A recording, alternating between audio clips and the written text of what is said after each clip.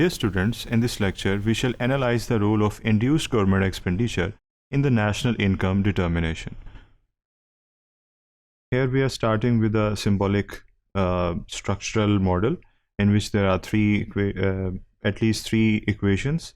The first of them is the consumption function, जो कि already हम multiple times study कर चुके हैं और use भी कर चुके हैं, और इसकी parametric restrictions भी वही हैं as per the theory that the autonomous consumption is positive as well as the marginal propensity to consume is a fraction.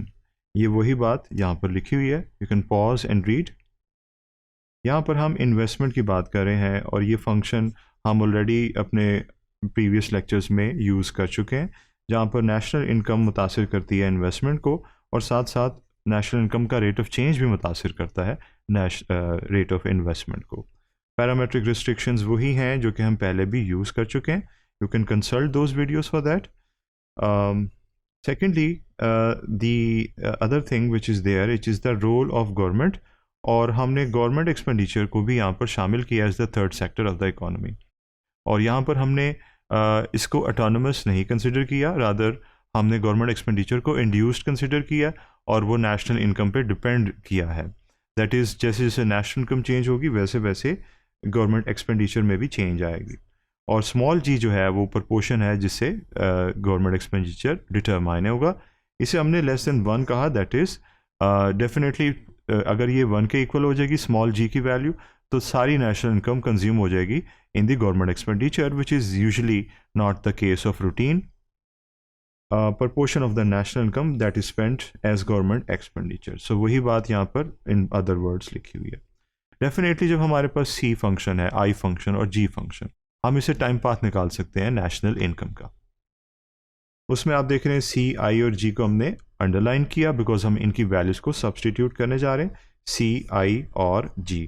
Underline को हमने रिमूव किया because now our focus is on the development of the first order differential equation. हम first order differential equation build करेंगे because इसके अंदर हमें variable नज़र आ रहा है और उसके साथ साथ उसका डेरिवेटिव भी. सो आप देखेंगे कि डेरिवेटिव को पहले अरेंज किया जो कि फर्स्ट ऑर्डर डिफरेंशियल इक्वेशन में होता है, और उसके बाद वेरिएबल इटसेल्फ उसकी जितनी भी टर्म्स हैं उन्हें हमने अरेंज करके लिख लिया, और जो कांस्टेंट बच गया उसे हमने यहाँ पर राइट हैंड साइड पे इक्वालिटी के लिख लिया. सेकेंड स्टेप में ये किया कि हमने कॉमन ले लिया है y को, बिकॉज y के साथ हम उसका कोफिशिएंट बनाएंगे. और इसके बाद जो स्टेप है उसमें डेफिनेटली हमने ये देखा, let's consult the last slide. Derivative के साथ 1 के बजाय एक अदर कोफिशिएंट है जो कि हम नहीं चाहते बिकॉज नॉर्मलाइज्ड जो फॉर्म होती है उसमें डेरिवेटिव का जो कोफिशिएंट होता है वो 1 होता है. इसलिए आपने देखा माइनस डेल्टा गैमा के साथ हमने थ्रू आउट डिवाइड किया और कैंसिलेशन के बाद हमारे पास ये रिज़ल्ट आ गया, और इसे हम अब फर्दर कंटिन्यू करेंगे for extraction of values of A and B. आपने देखा कि हमने ए को और बी को हाईलाइट किया. दीज आर द वैल्यूज जिन्हें हम अब सब्सटीट्यूट कर सकते हैं. और बिफोर वी सब्सटीट्यूट दैम, जाहिर बात है 3 केसेस में से हमें एक का चुनाव करना है. पहले हम बी की वैल्यू की बात करेंगे. बी की वैल्यू यहाँ पर ये है, और हमें पहले से पता है कि अल्फ़ा और गैमा दोनों पॉजिटिव नंबर्स हैं. दोनों को हम जब डिवाइड करेंगे तो हमारे पास पॉजिटिव आंसर आएगा, और फॉर्मूले का नेगेटिव साइन ओवरऑल आंसर को नेगेटिव कर देगा. सो ये ज़ीरो नहीं होगा, will be some negative value. लिहाजा B is not equal to zero, और हम नॉन होमोजीनियस केस की बात कर रहे हैं. अब नॉन होमोजीनियस केसेस में से ए नॉट इक्वल टू ज़ीरो और इक्वल टू ज़ीरो की बात करेंगे, इसलिए ए की वैल्यू हमने यहाँ पे मेंशन की. और उसके अंदर हमने जब ये टर्म देखी तो minus gamma is going to be a negative denominator. Numerator में अगर हम देखें तो उसमें हम देख रहे हैं कि there are 3 parameters, beta, delta और स्मॉल जी. अगर इन तीनों का सम 1 हो जाए तो 1 माइनस 1 ज़ीरो हो जाएगा, और डिनोमिनेटर ज़ीरो और कोई नेगेटिव या negative value in this case, तो ए ज़ीरो के बराबर आ जाएगा.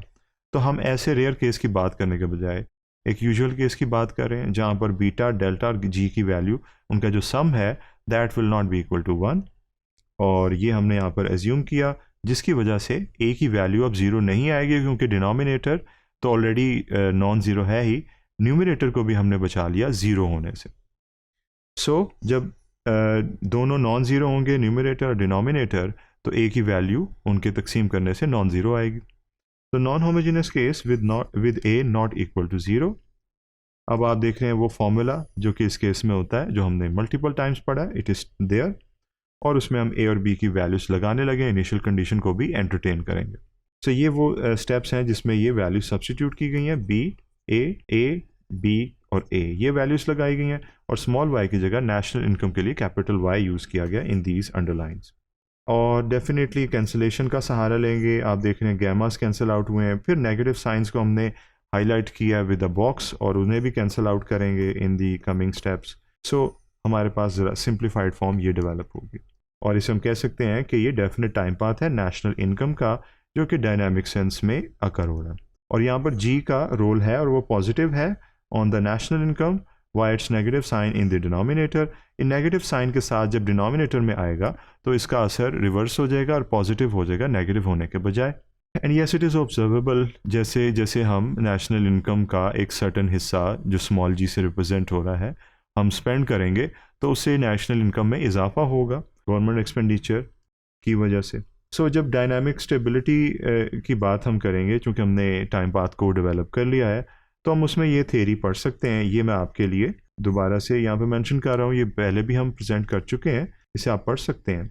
और इसे पढ़ के आपको यही याद आएगा कि वाई सी को ज़ीरो की तरफ जाना चाहिए, ताकि टाइम पाथ जो है वो वाई पी की तरफ चले। तो इसलिए हमने वाई सी को बोरो किया है और इसके डायनामिक्स को देखेंगे, और ये है वो प्रोसेस जो कि हम चाहते हैं कि वाई टी जब इक्विलिब्रियम की तरफ तब जाएगा जब वाई सी ज़ीरो की तरफ जाएगा, और टाइम को हम चेंज होने दे रहे हैं, जो कि इट्स अ नेचुरल प्रोसेस।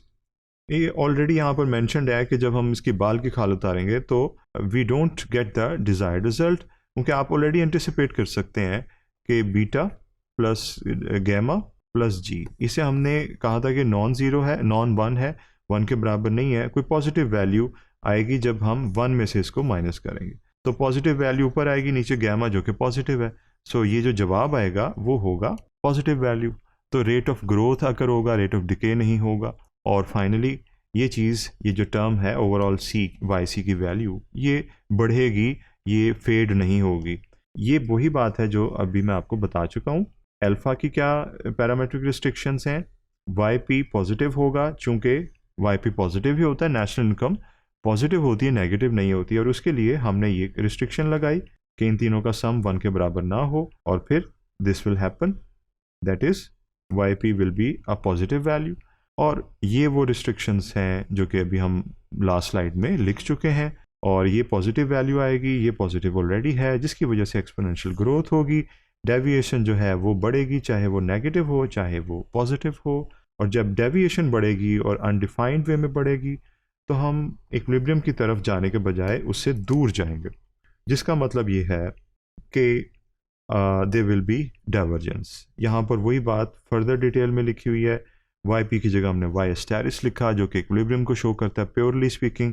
ये मैथमेटिकली स्पीकिंग पर्टिकुलर इंटीग्रल को शो करता है, और बाकी टर्म्स वैसी ही हैं। ये वाई सी है and this is again Y C, जो कि इन्फिनिटी की तरफ चल रही है, और लिहाजा जो हमारे पास टाइम पाथ है that is going towards infinity, and it's not going towards the equilibrium value. That is why with all these parametric restrictions, जो कि हम time and time again जिनकी बात करते आए हैं, जिन्हें इस्तेमाल किया समझने के लिए, पॉजिटिव डेविएशन हो या नेगेटिव डेविएशन, जो नेशनल इनकम की टाइम पाथ है it is diverging away from the equilibrium national income level.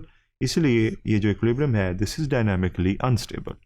So in this lecture what we did is we used first order differential equations and we analyzed dynamic equilibrium of the national income that had the role of government expenditure in it. Thank you.